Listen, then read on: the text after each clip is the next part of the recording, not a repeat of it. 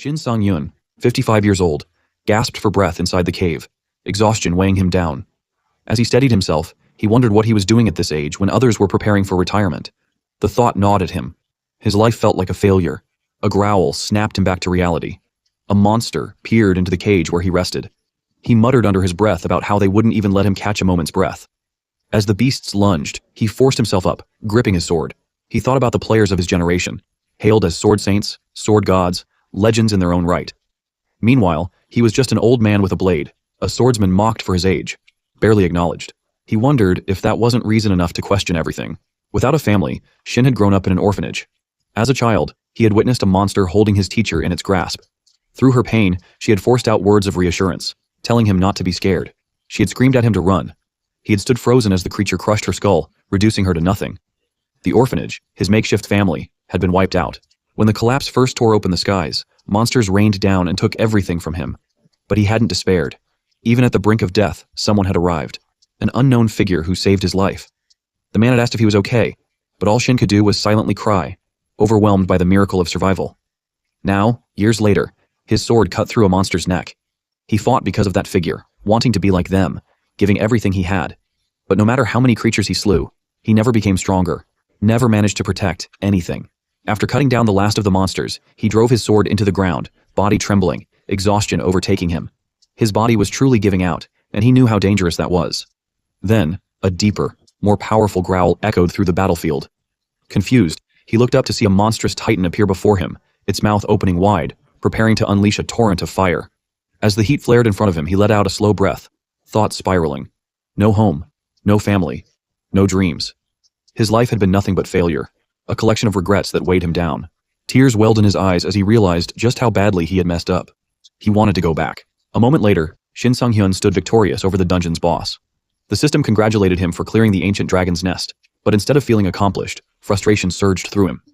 Nearly 60 years old, and he was still pushing himself this hard, 30 years as a swordsman, yet his greatest achievement was ranking in his country's top 100.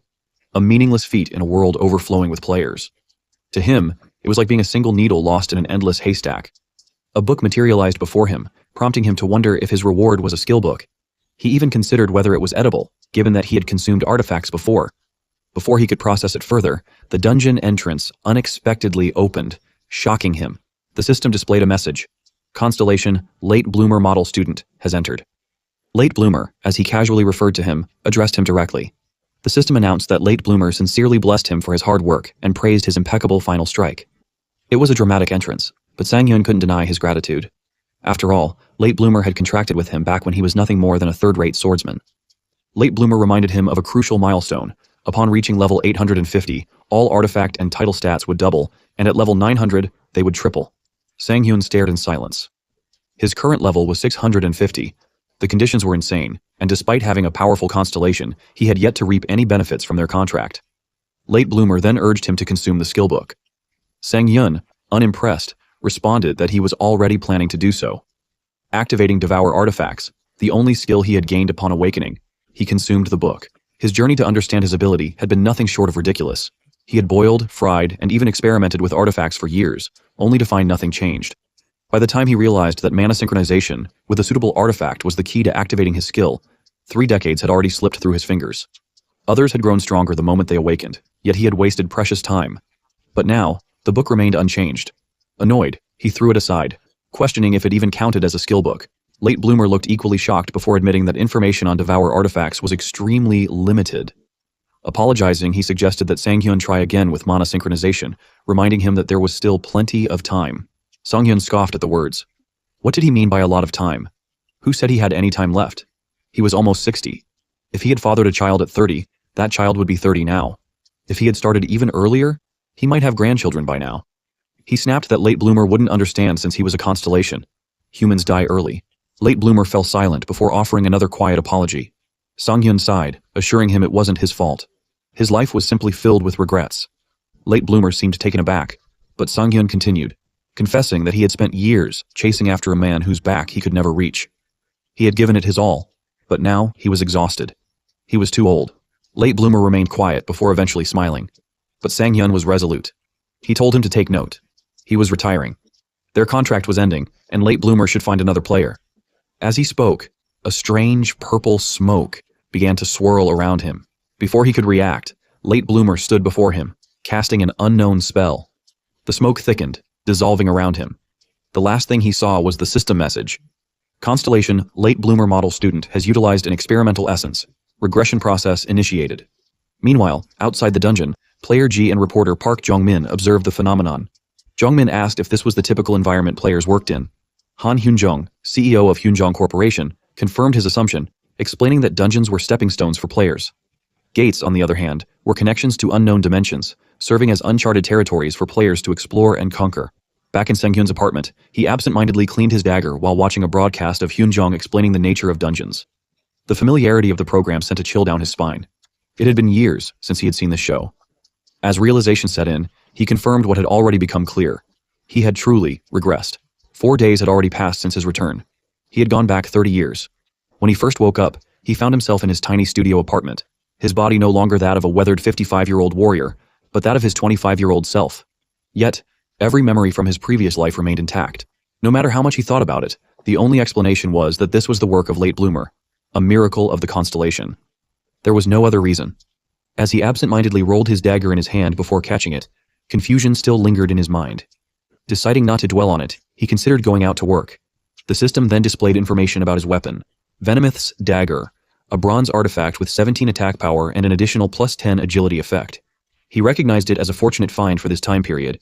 Though its rank was low, he knew its hidden skill held significant value.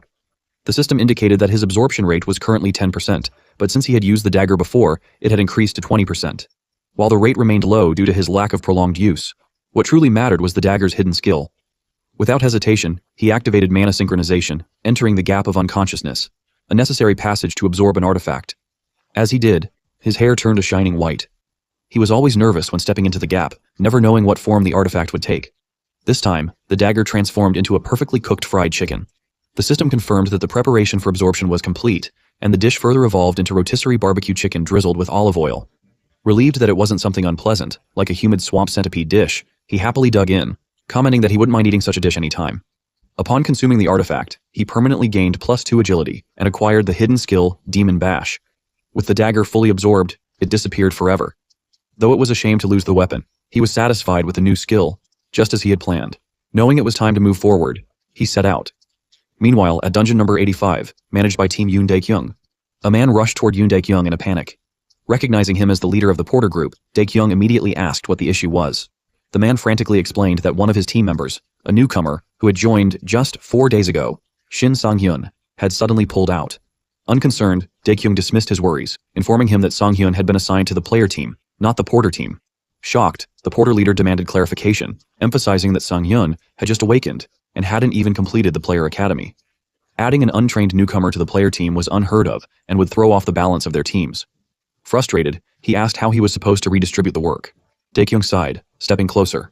His serious tone sent a chill through the Porter leader as he formally addressed him, reminding him that he was responsible for handling everything: his team, the contribution system, and all necessary adjustments. Unwilling to argue further, the Porter leader awkwardly laughed, apologized, and walked away, though his unease remained. Watching him leave, Dae-kyung exhaled in irritation.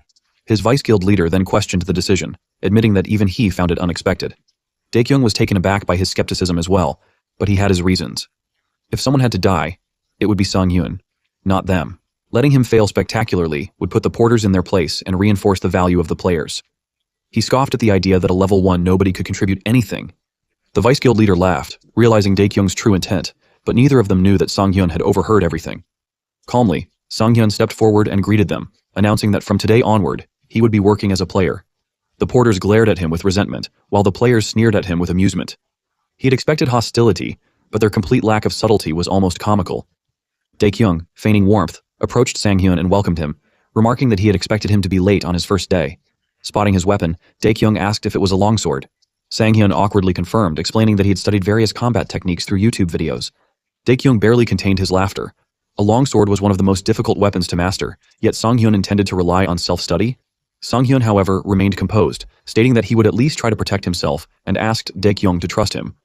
Amused, Dae-kyung praised his spirit, shouting to the others that men needed to have spirit. With that, he rallied his team, declaring that the dungeon raid was about to begin and urging them to go wild. The players cheered in agreement, stepping through the portal one by one. As Sang-hyun followed, Daekyung watched him from behind in silence. He found it laughable that Sang-hyun thought dungeons were something he could handle after watching a few online videos. The arrogance of a freshly awakened player irritated him. Sang-hyun clearly had a death wish. Daekyung knew this dungeon well. It was an orc dungeon, notorious for being a death trap for inexperienced players. Sang-hyun would soon learn his place. To Daekyung, it was just a matter of time. But only moments later, a shocking sight stopped him in his tracks. Orc corpses littered the ground. His mind struggled to process what he was seeing. Staring at the aftermath, he found himself asking the one question that suddenly weighed on him more than anything else.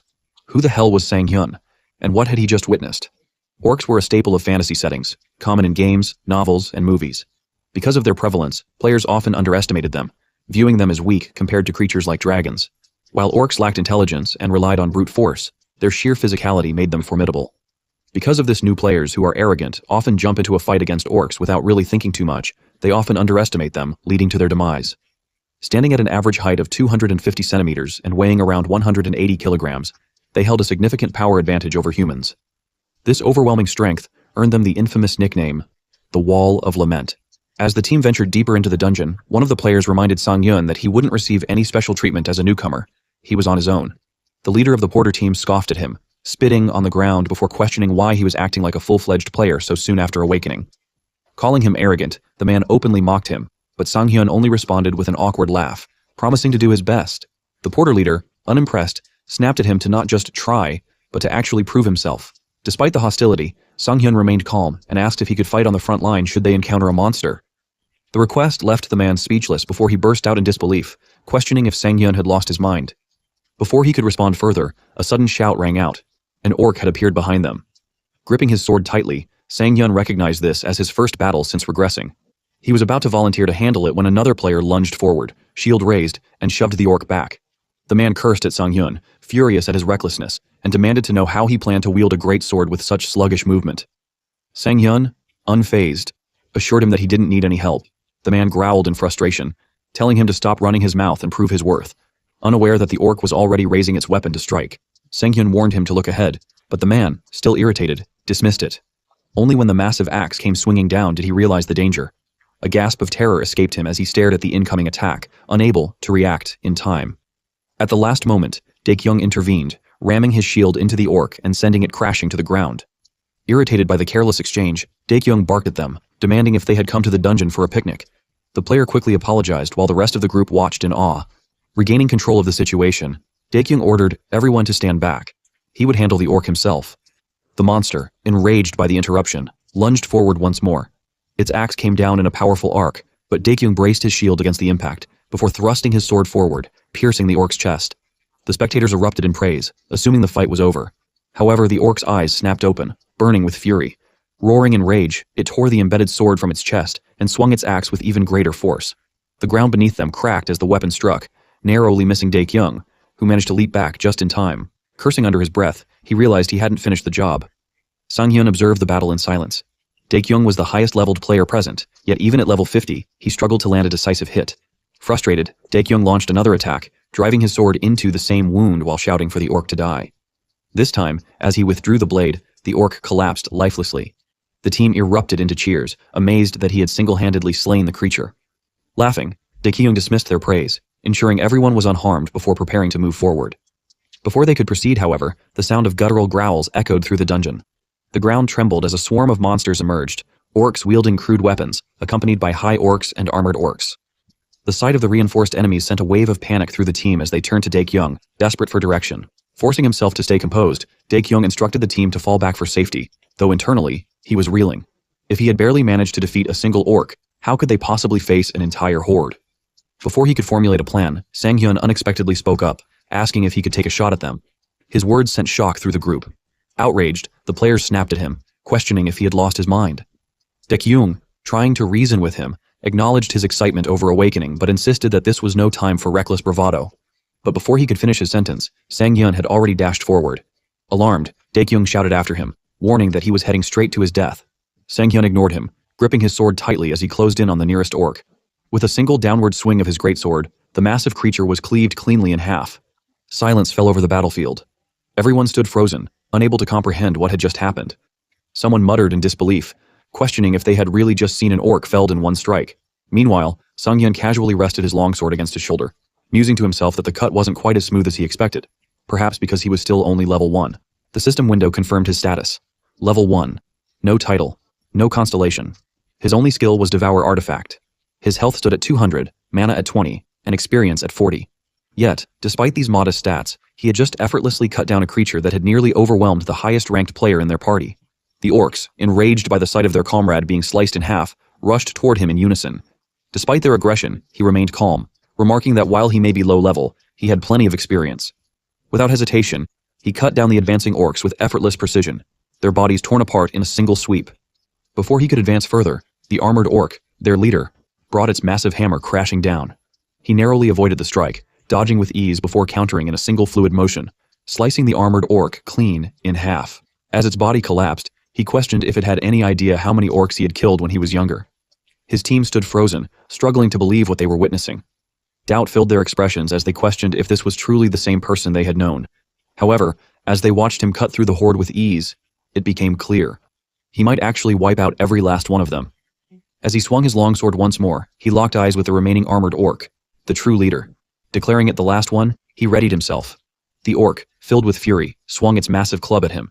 Anticipating the attack, he leaped back just in time, evading it effortlessly. In a flash, he closed the distance, landing a powerful strike against its back. Yet, instead of cutting through, the blade barely left a scratch. Dae-kyung, watching in shock, shouted out that the orc's skin was too thick. The attack had failed. If their weapons couldn't pierce it, they were in serious trouble. The orc retaliated instantly, swinging its axe backward with lethal speed. Just as the blade was about to reach his neck, it came to an abrupt stop, hovering an inch away. Dae-kyung's breath hitched, expecting the worst. But the only response was a calm assurance that there was no need for panic, even with the axe so close to taking his head. The orc attempted to move but found itself completely frozen in place. Thanks to his Demon Bash skill, a status abnormality had taken effect, hindering the orc's movements for 2 full seconds. The duration depended on the target's skill resistance, but it was enough. With an amused tone, he taunted the orc, instructing it to stay still. The creature let out a furious, terrified scream, struggling in vain. Without wasting a moment, he swung his sword, cleanly severing its head. The orc's head landed at Dae-kyung's feet. Silence hung in the air as the reality of what had just happened sank in. Dae-kyung, still in shock, questioned what he had just witnessed. Just days ago, Sung-hyun had only recently awakened. How was this even possible? Doubt filled his mind. The hindrance skill Sung-hyun had just used wasn't an ultra-short hindrance, yet even a named player's best attempt would last only 1.5 seconds. The others murmured among themselves, questioning if he had an unnatural talent for the great sword. Some jokingly wondered if he had simply watched some overpowered tutorial videos online. But Dae-kyung remained stunned, unable to comprehend how someone who had awakened only days ago could perform at this level.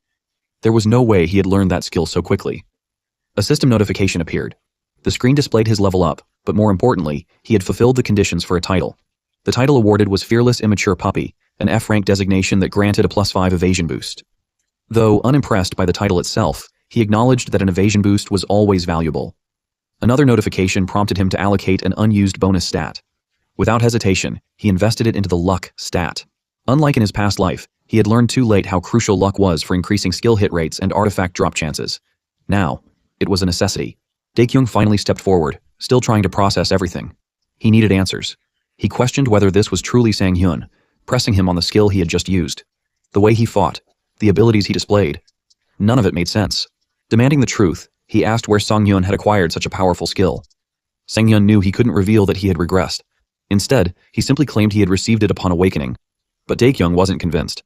Frustration boiling over, he insisted that it made no sense. There had to be more to it. He pressed further, suggesting that maybe Sang-hyun had gotten ridiculously lucky and obtained a diamond rank artifact, or something even higher.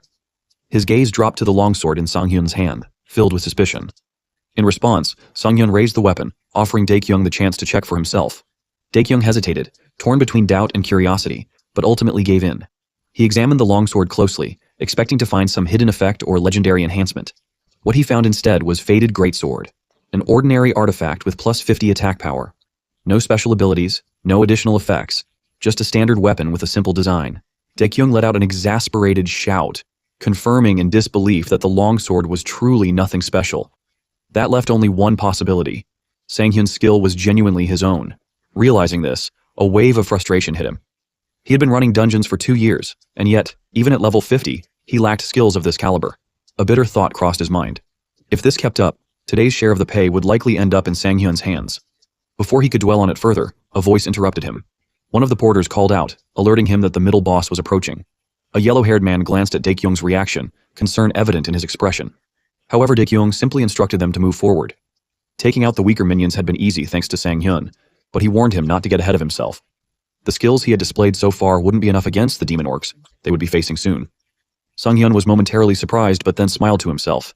He had almost forgotten the real reason he had returned to this party after regressing. Turning to Dae-kyung, he called his name.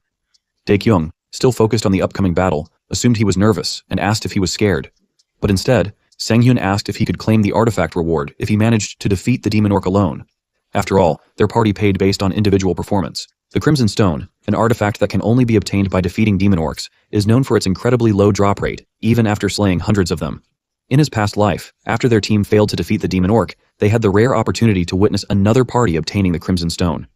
He remembered seeing the other team's members congratulating their captain, asking how he had managed to acquire it, whether he thought it would fetch a high price in the market, and if it was truly one of the only artifacts possessing the delay skill.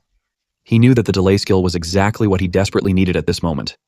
Dae-kyung didn't respond to his earlier question, so he reminded them that, if his memory was correct, their party distributed loot based on contribution. If he were to defeat the monster alone, he assumed there would be no issue. However, Dae-kyung remained silent. Though concerned by Dae-kyung's reaction, he understood the importance of obtaining the delay skill now for future events. Unfortunately, most people looked down on cocky rookie players, and no one would take him seriously. As expected, the other players angrily approached him, demanding to know if he was crazy, questioning who he thought he was, and whether he truly believed he was special just because he had killed a few orcs. Stuttering slightly, he told them to calm down. Dae-kyung, however, simply responded that he could do as he pleased, shocking the other players. He then clarified that he would allow him to act freely, but only if they failed to defeat the boss. If that happened, he would be allowed to enter the dungeon on his own and kill it himself. Dae-kyung then looked at him seriously, asking if he understood. Realizing that things were going easier than he had anticipated, he replied that he supposed this meant he would be stepping out of the battle. Dae-kyung turned away, agreeing with him. Dae-kyung, however, was fuming. He found Sang-hyun unbearably arrogant, acting as if he were something special just because he had one broken skill. Dae-kyung swore to clear the dungeon himself and shut Sang-hyun up. Holding the door to the middle boss's chamber, he vowed to prove that experience was what truly mattered on the battlefield. Pushing the door open, Dae-kyung stepped inside, fully prepared to demonstrate his strength. However, the moment he laid eyes on the bloodthirsty demon orc waiting inside, his confidence wavered. Chains wrapped around the massive creature clinked ominously as it stared at them. Wasting no time, Dae-kyung ordered his team to prepare for battle. Though intimidating in appearance, the information he had gathered suggested it was easy to defeat. Confident in their strategy, he instructed his team to encircle it and attack from the rear. With a smirk, he assured Sang-hyun that he wouldn't even get the chance to interfere. Then, without hesitation, Dae-kyung dashed forward, shouting that he would take the lead. His team followed closely behind. Moments later, Dae-kyung was lying on the ground, bleeding. He sat up, barely able to comprehend what had just happened, stuttering as he asked what went wrong. On the sidelines, Sang-hyun had been watching as they recklessly charged in. He sighed, wondering why they had simply rushed at it head-on. It dawned on him that this was exactly why they had failed back then too. One of the players frantically turned to Dae-kyung, asking what they should do and shouting that they were going to die at this rate. Dae-kyung, seething in frustration, questioned why the orcs were so strong, remembering how formidable the higher orcs had been before. Only now did he realize his mistake. He never should have relied on the advice he had picked up from the market. Gritting his teeth, he shouted for everyone to retreat, declaring that there was no need to defeat the boss today. Just as he was issuing the order, his eyes caught sight of Sang-hyun standing off to the side. Unlike the rest of them, he wasn't panicked. He was smiling. Dae-kyung's confusion grew as one of the players, utterly baffled, yelled at Sang-hyun, demanding to know what the hell was wrong with him. Snapping back to the situation at hand, Dae-kyung once again shouted for everyone to retreat. Since the bloodthirsty demon orc had poor peripheral vision, they could escape by slipping past its flank. The players, relieved at the escape plan, immediately moved to follow his orders. Before leaving, Dae-kyung turned to Sang-hyun and reminded him that he had warned him beforehand. He added that Sang-hyun shouldn't hold it against him if he ended up dying. Sang-hyun simply sighed, assuring Dae-kyung that there was no need to worry, because he wouldn't be dying today. He stepped forward as the demon orc charged at him with its massive axe. If their stats were compared directly, he knew he would never be able to win. However, with all the experience he had gained, the demon orc was nothing. As the axe came down, he deflected it with his sword, surprising the orc. The players, watching from a distance, questioned whether they had just heard a clank and if Sang-hyun had actually managed to deflect the orc's attack. Walking closer to the demon orc, he remarked that his hand stung from the impact and figured that merely deflecting its attacks was all he could do. His gaze then fell on the Crimson Stone. embedded deep in the monster's chest. It had been a while since he had last seen it. The reason he was so obsessed with obtaining the Crimson Stone was its special effect, the ability to combine the delay skill with his own Demon Bash. At first glance, Demon Bash's current 2-second stun seemed strong enough. However, using his Devour Artifact skill, he could merge different skill effects, and the idea struck him. What if there was a way to stack the stun effect of Demon Bash? He knew that Demon Bash and Delay were the perfect combination, potentially granting him an infinite stun. If he could acquire the Delay skill, it would no longer be just a theory. It would become a reality. He then taunted the Demon Orc, asking if something was wrong before provoking it to attack again. Enraged, the monster roared and dashed toward him once more, swinging its axe with the intent to cut him in half. He remained calm, remarking that this was exactly what he wanted. The more it repeated its predictable patterns, the easier it became to find its weak spots. Timing his movement, he leaped and sliced its side. The Demon Orc momentarily released its grip on the axe as Demon Bash took effect, stunning it for 2 seconds. From a distance, Daekyung couldn't believe what he was witnessing. He shouted in disbelief that Demon Bash worked on middle bosses as well, calling it overpowered.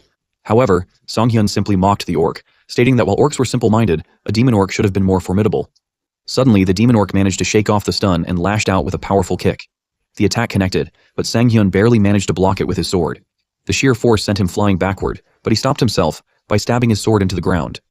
He realized he had forgotten about the Demon Orc's self-regeneration ability, which lifted the stun effect. To use Demon Bash again, he needed 15 seconds, which was exactly why he needed the delay skill. However, if stunning the monster wasn't an option, then defeating it outright was the only solution. The Demon Orc charged at him again, growling in rage. But instead of retreating, he stood his ground, deflecting the attack to the ground. While Daekyung and the other players watched from a distance, they were growing increasingly restless. One of them urgently told Daekyung that they needed to leave since even Sunghyun's stun skill wasn't working. However, Daekyung, deep in thought, simply asked why. He knew that Sunghyun's stun wasn't effective and that there was a massive gap between their stats, yet he couldn't shake the feeling that something wasn't right. He found himself wondering how Sanghyun could remain so calm in the face of such overwhelming power, and if he was truly just a newbie player. Meanwhile, Sanghyun was pushed back once again, but remained composed. He told the Demon Orc that he had faced situations like this many times before. If he wasn't strong enough, then rather than attempting to cut his enemy down, he needed to focus all his power on a single point and use the opponent's own strength against them. The Demon Orc charged at him once more. Timing his strike perfectly, he thrust his sword forward, piercing through its chest while simultaneously shattering its axe into pieces. The system message appeared, congratulating him for defeating the middle boss, Demon Orc. His level increased, and he obtained the E-rank title, Demon Hunter. The Demon Orc collapsed to the ground, lifeless. The system explained that the Demon Hunter title provided a 5-fold increase in health regeneration when facing middle bosses or stronger enemies. He noted that this was now his second title, and assumed it was one of the benefits of being a solo player. However, as he turned to look around, he was met with the stunned faces of Daekyung and the other players. Realizing that this could turn into an annoying situation, one simple solution came to mind. He suddenly shouted, exclaiming that he had barely survived, then asked what they would have done if their leader, Daekyung, hadn't already weakened the boss. The players, caught off guard, immediately latched onto his words, shouting that they knew it all along.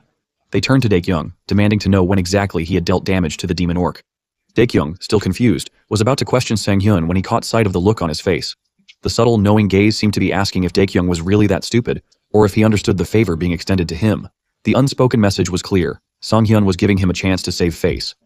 Before Daekyung could respond, the Crimson Stone floated out of the Demon Orc's corpse, glowing ominously. He realized that Sanghyun was waiting for him to uphold his promise. With a bitter expression, he mumbled to himself that this was his complete defeat. Determined not to dwell on the matter, Daekyung quickly turned to the team and instructed them to pay attention. Now that they had defeated the middle boss, they needed to prepare for the final boss. The players agreed, and as they headed upstairs, they murmured among themselves, saying that there was no way Sanghyun had defeated the Demon Orc alone, and speculating about what had actually happened. Left alone before the Demon Orc's corpse, Sanghyun finally turned his attention to the Crimson Stone. He stared at it for a moment before muttering to himself, wondering if he should just eat it. The system then displayed its details. A silver artifact with the special effect Delay, increasing health and strength by 10. It was a crystallization of strength, tenacity, and endurance. Activating mana synchronization, he entered his gap of unconsciousness space, causing his hair to shift into a radiant white. As he stood there, he was momentarily stunned to see the Crimson Stone transform into a steaming bowl of Master Chef's bibim naengmyeon, complete with meat jelly. Grinning, he grabbed the chopsticks, marveling at the turn of events. Asking himself if things were really going his way, he admitted that there was no way he could resist such a classic combination. Without hesitation, he picked up a perfect bite, noodles and pork together, and ate it wholeheartedly. Per the 20% base stat absorption rate of silver rank artifacts, his strength and health stats each increased by 2. Just minutes later, the bowl was empty, and with it, he had successfully acquired the special effect, Delay. A system notification appeared, revealing that he could now bind Delay to his existing skills. That thought alone sent a nervous excitement through him. Without hesitation, he bound Delay to his Demon Bash skill. The system immediately processed the effect and explained the enhancement. If Demon Bash was used again before the first stunned state ended, it would extend the stun duration. The second stun would be guaranteed. The third stun had a 90% chance of success. The fourth stun had a 60% chance of success. Any further consecutive uses had a 30% chance of maintaining the chain. He emerged from the gap of unconsciousness, completely shocked. Theoretically, he had only guessed that a 4-second stun loop was possible, but he never imagined it would actually work. Before he could fully process it, Daekyung appeared behind him and asked if they could talk. He agreed, turning to ask Daekyung what was on his mind. Daekyung explained that right in front of them was the final boss room, the Orc Berserker. He nodded, then casually asked if Daekyung wanted him to join in later. However, Daekyung firmly replied no, which caught him by surprise. Clarifying, Daekyung admitted that he would be a failure of a leader if he didn't fully utilize a teammate like him. Extending his hand, Daekyung proposed that they work together. Laughing, he shook Daekyung's hand, but reminded him that his conditions still stood. Without hesitation, Daekyung agreed. At that moment, the yellow-haired player called out, announcing that the party was ready to enter the boss room. Daekyung responded with a nod, instructing everyone to stay on guard. As they prepared to move, the yellow-haired player shot him an intense glare, making him momentarily both surprised and confused. Daekyung, unaware of the silent exchange, cheerfully shouted that they were at the final stretch and that they should celebrate with drinks afterward. While the rest of the party walked ahead, he remained behind for a moment, wondering if he had imagined it or if the yellow-haired player really had glared at him. Dungeon number 85, the final boss room. Upon entering, they were met with the low growl of the Orc Berserker, its massive frame rising slowly as it stood up. As the party positioned themselves, Daekyung turned to him and stated that he would go in first. Instead, he stepped forward first, gripping his longsword. Without turning back, he told Daekyung to just stick with him. Daekyung immediately objected, warning him that he shouldn't go alone this time. However, he simply sighed. The Orc Berserker actually had lower skill resistance than Demon Orcs, meaning that stunning it should be easier. If he kept his attacks controlled and calm, there shouldn't be any issues. Then, with explosive speed, he dashed forward. The Orc Berserker roared, charging toward him with its mace, club, and flail ready to strike. As he ran toward the beast, a fleeting thought crossed his mind. Had he ever spoken such confident words before? When he was young, he had always been afraid. When he grew older, he had simply struggled to survive. But now, he couldn't allow himself to live that kind of life again. As the Orc Berserker's attack came down, he deflected it with his sword. His mind was clear. He needed to change his weak past, to change his future. The Orc Berserker, enraged, lunged at him again. But this time, he didn't hesitate. He calmly lifted his longsword, knowing that to change everything, he needed to prove it, to everyone here. Daekyung, watching from the sidelines, was left in utter shock as he witnessed Sang-hyun sever the Orc Berserker's arm in a single slash, causing it to scream in agony. Mumbling in disbelief, Daekyung could only manage to say one thing: he's a monster. He then shouted to the others that the Orc Berserker would be stunned for 4 seconds and instructed them to go in and nuke it. They followed his lead, rushing toward the orc. It screamed in pain as they relentlessly slashed at it again and again. Minutes later, the system congratulated them for defeating the final boss, the Orc Berserker, and for clearing the dungeon altar of the Crimson Orc. The players exchanged glances, commenting on how easy the dungeon felt. Some noted that they hadn't even used any potions and finally understood just how effective the stun effect was. Meanwhile, he overheard the leader of the porters asking if anyone thought he had a personal porter yet, and if he should ask him. Another porter responded that he had been planning to ask first. The porter leader then shouted to his members that he needed to make a living too, leaving Sang-hyun in disbelief at how quickly their attitudes had shifted. He hadn't even been considering anything for them. The system then notified him that he had leveled up and obtained the D-rank title with overwhelming power. As his level increased, he felt the pressure weigh on him while the system explained that the title extended the duration of status effects by 10%. He recognized this as a real harvest. Titles were rare, and in his previous life, he had never acquired them. A 4.4-second stun was already powerful, but he also knew it was nothing compared to Do Gyung-soo, the Ghostblade, the title collector, the complete sword, and the strongest swordsman player in Korea. Only 2 years after the Age of Players began, Gyung-soo had become a monster who surpassed level 500. Before he regressed, Gyung-soo had been someone he admired from a distance. But now, there was no reason to think he couldn't catch up. If he pushed himself from now on, he might actually have a chance. The realization filled him with excitement and determination. Daekyung noticed his expression and asked what he was doing. Flustered, he awkwardly responded that he was just stretching. Daekyung praised him for his great work and handed him an artifact, which shocked him. He asked Daekyung what had gotten into him. Daekyung simply stated that he had really carried the team this time and that he had a sense of morality. He added that it was just bronze rank, so he could afford to be generous. Sang-hyun raised an eyebrow and asked if he wasn't being a little too honest. Dae-kyung smirked and replied that if it had been expensive, he wouldn't have given it to him. The truth was, Dae-kyung was giving it to him because this would be the last time they saw each other. It hurt, but even he had to admit it. Sang-hyun was already living in a different world from them. Meanwhile, the yellow-haired player watched from behind, seething with rage. He couldn't believe Dae-kyung was favoring Sang-hyun just because he had shown off his skills a few times. After all the years he had been Dae-kyung's loyal follower, he now felt tossed aside. Frustrated, he muttered to himself, questioning if it wasn't too unfair. His frustration turned to resentment as he cursed them both under his breath. Then, without hesitation, he pulled out his phone and made a call. Later, Sang-hyun's house, Songpa District, Jamsil-dong. Sang-hyun screamed in joy, overwhelmed with excitement. This was exactly why he became a player. Checking his bank account, he saw 6 million yuan and couldn't believe it. Porters typically only made around $200 a day, yet Dae-kyung had given him more than double what the others received, plus a bonus on top of it. That bonus turned out to be the Berserker Ring, a bronze artifact with the lightened special effect and plus 10 strength. The ring was designed to draw out the blood rage of its wearer. Even though it was only bronze rank, he still couldn't believe he had gotten an artifact with lighten for free. The effect consumed 1 mana per second to reduce the weight of all equipped artifacts to 1 gram. He understood why it was only bronze rank. Most players would run out of mana before even swinging their swords, but he wasn't most players. Sang-hyun had only discovered his ability after 50 years, but that was exactly why he had studied it so intensely. In his previous life, he had experimented with devouring countless mana-reliant artifacts. The results had been shocking. Artifacts that required mana did receive a penalty when consumed, but they also lost their mana cost entirely. He smirked to himself as he began synchronizing his mana with the Berserker Ring. He didn't care if there was a penalty. To him, the more skills, the better. Later, Private Club H, Gangnam District, Seoul. The yellow-haired player slammed his glass onto the table, frustrated. He insisted to the man in front of him that he wasn't lying. Sang-hyun really had a 4-second stun. The huge man across from him narrowed his eyes and asked if he was raising his voice. Panic immediately set in, and the yellow-haired player quickly apologized. The man took a slow sip of his drink before asking what he expected him to do about it. The yellow-haired player hesitated for a moment before explaining that Sang-hyun was definitely loaded and must have used some stun-related artifact. The man, unimpressed, asked again what exactly he wanted from him. The yellow-haired player insisted that he wasn't talking about revenge, but business. He pointed out that Dae-kyung clearly favored Sang-hyun now. The man leaned forward, repeating that he wanted revenge. From the side, a woman whispered that she had been right about how close they were. The man then called the yellow-haired player by name, his tone shifting to something serious. Before he could respond, pain shot through him as something sharp sliced through his head. A second later, he realized his ear had been cut off. His screams echoed through the club as he clutched the side of his face, blood dripping onto his clothes. The man stood in his chair, swirling his drink, and asked who he thought he was. He then threw a bottle of alcohol over the fresh wound, causing a new wave of agonized screams to erupt from the yellow-haired player. Arrogantly, the man told him that he had better pay the price and that he would listen, as much as the worth of his ear allowed. He asked the question that sent a chill through the room. Where the hell was Sang-hyun? The next day, at the Jamsil 4-3 training grounds, he sat down to rest, still processing how the Berserker Ring had changed everything. His stomach rumbled, a lingering effect of its consumption, but he reminded himself that light always followed darkness. Lifting his long sword, he rolled it in his grip, reached for its handle mid-spin, and caught it effortlessly. The weapon felt significantly lighter, a result of the ring's lightweight effect. With the Devour artifact's skill, its mana cost had been erased, but as a penalty, the effect had been halved.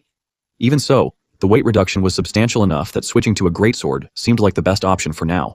Opening his status window, he examined his stats. He had reached level 7, possessed 3 titles, had no constellation yet, and his current stats showed 325 health, 32 mana points, and 307 experience points. As he assessed his progress, one thought became clear. He needed to start drawing the attention of the constellations. Since a player could only form a contract with one, the choice required careful consideration. Ideally, he would want one that complemented his strongest stat, luck. However, without the necessary attributes to pique their interest, there was only one thing to do: train. After 3 days of rigorous training and long-distance driving, he finally arrived, stepping out of the car and stretching his sore back. The exhaustion weighed on him, but he took comfort in the fact that he had acquired a new skill. Ambidextrous Sword Training Level 1. The skill enhanced his adaptability with all swords except daggers and one-handed longswords, a valuable addition to his growing arsenal. Looking ahead, he focused on dungeon number 101, a solo player exclusive dungeon. Normally, players waited months for a chance to enter one, making it a rare opportunity that he had been able to drive out here. Just as he was about to step inside, the sound of a nearby vehicle caught his attention. Glancing back, he noticed a dark car pulling up on the road. It was clear that someone had followed him through the forest. He didn't know what they wanted, but whatever it was, it would be settled inside the dungeon. The moment he entered, his pursuers followed. 4 men from the bar trailed behind, their leader glancing around in confusion upon seeing him seated calmly on a nearby rock, as if waiting for them. They had no reason to believe they had entered the wrong dungeon. This was a solo player instance, meant for only one person at a time. The massive man among them sneered, questioning his sanity. Unbothered, he gripped his longsword, knowing that this group was far from ordinary. The absence of a healer and mage meant they had abandoned sustainability, forming a party consisting solely of swordsmen and an archer. This setup left no doubt in his mind. They were a hyena pack, a group specializing in hunting other players. The brown-haired man among them warned that if he died here, even his body wouldn't be found. Sang-hyun merely smiled, fully aware of the risks. The hyenas had been eradicated in his past life by the relentless surveillance of the Players' Association, but at this moment in time, they still operated freely. Among their ranks, the archer posed the greatest threat, a fact he had already factored into his approach. The archer urged his teammates to finish things quickly, unaware that this was precisely what Sang-hyun had planned for. Eliminating 4 bodies required a perfect setting, and a solo dungeon provided just that. The brute among them moved forward, cursing loudly, but their leader raised a hand, opting for a more calculated approach. The brute, unconvinced, swore vengeance and promised to make him suffer. Sang-hyun, amused, noted how obedient the brute had been to his leader's orders. He had no patience for drawn-out fights and challenged them all to come at him simultaneously. With a twisted grin, the brute lunged forward, swinging a massive sword and threatening to silence him permanently. Sang-hyun remained motionless, waiting for the attack.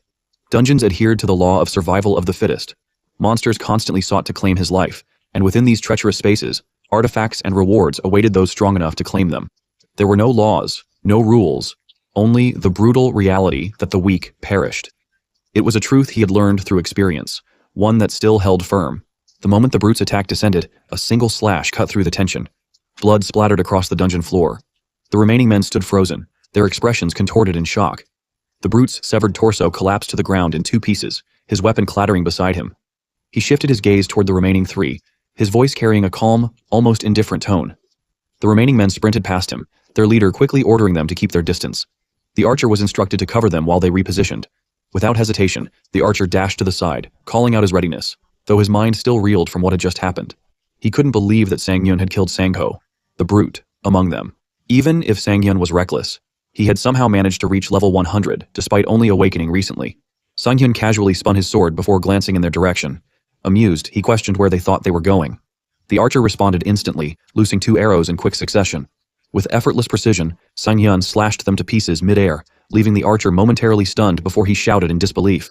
Before the archer could react further, Sang-hyun hurled his greatsword, the massive weapon cutting through the air before impaling the archer's body. The remaining 2 men froze in shock. Their leader, unable to comprehend what had just happened, muttered in disbelief. The brown-haired man beside him, visibly shaken, questioned who they were even dealing with. As the leader assessed the situation, his gaze landed on Sang-hyun. At that moment, he realized that Sang-hyun had thrown away his only weapon. Seeing an opportunity, he ordered the brown-haired man to strike while Sang-hyun, now unarmed, rushed toward his embedded sword. The 2 men charged at him simultaneously. Just as Sang-hyun reached for his weapon, he caught a glimpse of them swinging their swords down at him from both sides. He barely dodged in time, the force of their attacks slicing through the archer's lifeless body instead. The 2 men recoiled in shock, their eyes widening at the sight of their fallen ally reduced to pieces. Still hanging upside down from his evasive maneuver, Sang-hyun casually remarked on how close that had been. The brown-haired man, shaken, called him insane, but Sang-hyun simply pulled his sword free. Suddenly, the leader seized the brown-haired man by the head. Panic flashed across the man's face as he called out his leader's name, Jun-tae, demanding to know what he was doing. Without hesitation, Jun-tae yanked the man's head forward, using him as a human shield, just as Sang-hyun's sword carved an X-shaped slash through the air. The attack connected, cleaving through the brown-haired man's torso while also severing part of Jun-tae's fingers in the process. Jun-tae staggered back, gripping his wounded hand. Before he could recover, Sang-hyun landed on the ground and observed him with cold amusement. Then, as if confirming a suspicion, Sang-hyun calmly asked if they were organ dealers. The unexpected accusation left Jun-tae momentarily stunned. Sang-hyun continued, stating that there was no way a group like theirs operated under trust or camaraderie. He speculated that their true goal involved mana stone awakenings through organ transplants. Despite his casual tone, his certainty was clear. He had seen too much in his past life to be mistaken. Jun-tae, after a brief silence, suddenly let out a dark chuckle.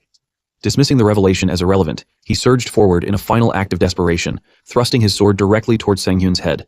The blade stopped mere inches from its target. Sang-hyun had activated Demon Bash. Smirking, he remarked that he had only been asking out of curiosity. Juntae's eyes widened as his body froze in place, the system stunning him for 4 seconds. His mind raced, trying to process what had just happened. He recalled the minor cuts from earlier, but he refused to believe that something so small could have paralyzed him. The possibility of such a broken skill existing was unfathomable. As Sanghyun approached, he casually informed Juntae that it was over. A wave of denial washed over Juntae. This couldn't be happening. He had always been the one in control, the one who decided who lived and who died. This wasn't how it was supposed to end. A fragmented memory surfaced in his mind. He had once assured his underlings that as long as they followed him, they could achieve anything. They had believed in him, praised him. But not long after, one of those same men had been reduced to a trembling mess, bleeding profusely and begging for his life. The desperate voice echoed in Juntae's mind, pleading for mercy, promising to do anything if only he would be spared. Juntae had ignored it, severing the man's arm without hesitation. Even then, the pleading had continued.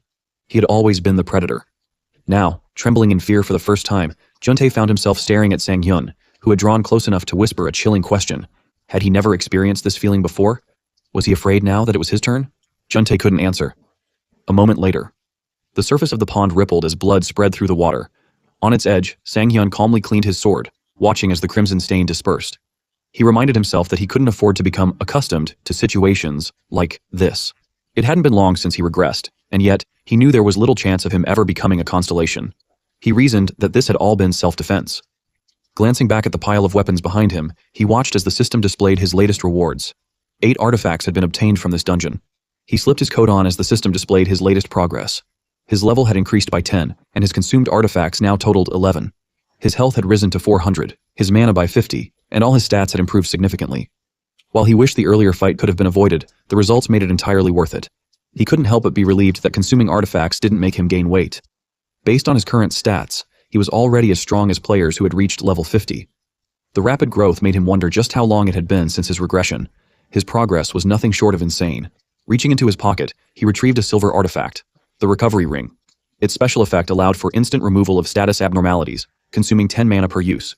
However, if activated again within the next minute, the mana cost would double. He still couldn't believe that the brute who had charged at him earlier had been carrying an artifact like this. The realization struck him. If he had placed all his trust in his stun ability, he could have been in serious trouble. The thought made him shudder slightly. Deciding to be more cautious in the future, he immediately began the mana synchronization process with the recovery ring. The scene then shifts to a group of goblins trudged along the pathway when one of them sensed a presence behind them. Turning around, it spotted him standing there, his longsword in hand, eyes covered as he slowly approached. He knew that obtaining the Lucky Day title required something absurd, killing 500 monsters with his eyes closed. As the goblins recoiled in shock, their confusion grew when they noticed the eerie glow of his sword. Sighing in frustration, he wondered how long they would just stand there before attacking. A soft growl finally escaped one of the goblins, surprising him. He could sense their presence without seeing them. Understanding the importance of heightened perception, he focused on feeling the movement of air, sharpening his hearing, and maintaining absolute concentration. He entered a heightened state, the unconscious space, where instinct took over. The goblins hesitated before launching their attack, axes raised. He remained still until the last moment. As soon as they drew near, he moved. His sword arced through the air, effortlessly cleaving through multiple goblins in a single sweep. Blood rained down. But instead of being disturbed, he found himself enjoying the sensation. A sudden shift in the air caught his attention. An arrow flew toward him. Without thinking, he reached out and caught it mid-flight. Breaking it in half with his bare hands, he smirked, realizing he had started to get the hang of it. The goblin archer froze in disbelief. Without hesitation, he advanced, recognizing that the events of the past few days had helped refine his senses. He called out to the goblins, taunting them as they charged at him in fury. Blade in hand, he moved through them like a storm, cutting down every goblin that dared to get close. His grin widened with each fallen enemy. Minutes passed, and soon, only one goblin remained. It barely had time to scream before he dashed forward, driving his sword straight through its body. Blood coated his weapon, and as the final goblin fell, the system registered his accomplishment. His level had increased again, and he had obtained the D-rank Lucky Day title. Removing the cover from his eyes, he expected to feel accomplished, but instead felt like he hadn't done much at all. The system displayed the details of his new title. Lucky Day, a D-rank title, granted plus 20 luck. Additionally, whenever he defeated the same type of monster, his luck stat would increase by 0.1, with a maximum gain of 10. Laughter escaped him as he realized that he was slowly accumulating the titles he needed. Another goblin appeared from the shadows, only to freeze in horror upon seeing the carnage before it, its kin lying in pieces, drowning in their own blood. He smiled, recognizing another opportunity for free stats. As more goblins approached, he welcomed them, eager to take full advantage of his new title. By the time the battle was over, his luck stat had increased by 30. Trembling slightly, he let out a laugh, ecstatic over the absurdity of his progress. A single title had boosted his luck more than most platinum-ranked titles ever could. Considering its potential value, he estimated it could easily be worth 500 million, perhaps even a billion.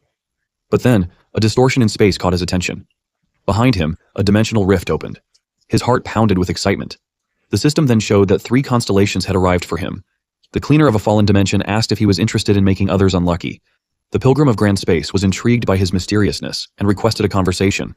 The goddess of luck was smiling at him, reaching out her hand.